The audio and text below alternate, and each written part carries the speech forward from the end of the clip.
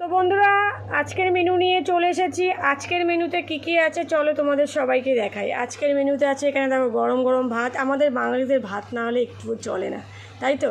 তো তার জন্য ভাত তো হয়েছেই, আর এখানে আছে নিম বেগুন। আমার ভীষণ প্রিয় এই নিম বেগুন খেতে। আর একটা হলো এখানে কলমি শাক ভাজা করেছি একটু আলু দিয়ে। এটা হলো বিট ভাজা, আমার ছেলের খুব পছন্দের একটা রেসিপি। তার সাথে এখানে রয়েছে মাছের ঝোল, ভিন্ডি আলু দিয়ে রুই মাছের ঝোল, আর পাঁপড় আছে, তার সাথে চাটনি আছে, আর সবার শেষে গন্ধরাজ লেবু আর গন্ধরাজ লেবু আর শশা রয়েছে।